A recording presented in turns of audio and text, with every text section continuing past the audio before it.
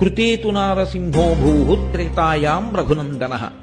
ఆయన కృతయుగంలో నరసింహస్వామిగా అవతరించాడు.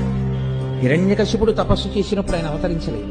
హిరణ్యకశిపుడు నాకు చావొద్దన్నాడు. అది కుదరదయా, ఇంకేమైనా కోరుకో.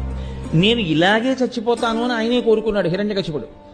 పగలు కాదు రాత్రి కాదు అసుర సంధ్య వేళ, ఇంట్లో కాదు బయట కాదు గడప మీద, పైన కాదు కింద కాదు తన తొడల మీద, నరుడు కాదు మృగం కాదు నరసింహావతారం, బతికున్నవి కాదు మరణించినవి కావు, పెరుగుతుంటే బతికున్నాయి కోసేస్తే బాధలేదు గోళ్ళు.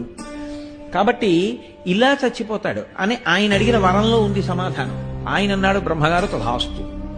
అంటే ఇప్పుడు ఈయన అనుకున్నాడు ఈయనను చంపేవాడెవరు. నీకే ఇన్ని ఆలోచనలుంటే నిన్ను పుట్టించిన వాడికి ఇన్ని ఆలోచనలుంటాయి.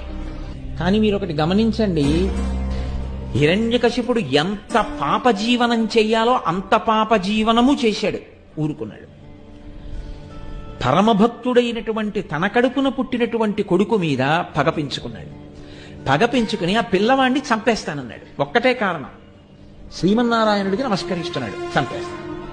ఇప్పుడు చంపేయడానికి లోకంలో ఎన్ని సాధనములు ఉంటాయని అనుకుంటామో అన్ని సాధనములను ప్రయోగించాడు. ఎలా బ్రతుకుతున్నాడు ఆ పిల్లాడు? భక్తితో బ్రతుకుతున్నాడు. భక్తితో బ్రతికిన కారణం చేత చావు రాలేదు. హిరణ్యకశిపుడు ఒక ప్రశ్న వేశాడు ప్రహ్లాదుణ్ణి. నీకిది గురువులు చెప్పలేదు.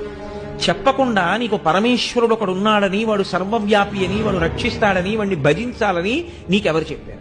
ఆయన అన్నాడు, అది చెప్పడానికి పేర్లు ఎందుకు నాన్న, ఈశ్వరానుగ్రహం ఉంటే అర్థమవుతుంది.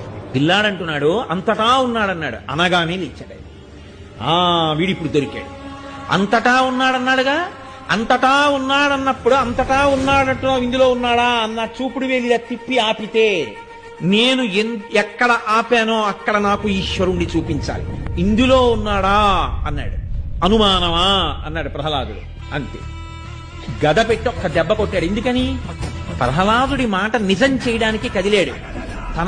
తనని నమ్ముకు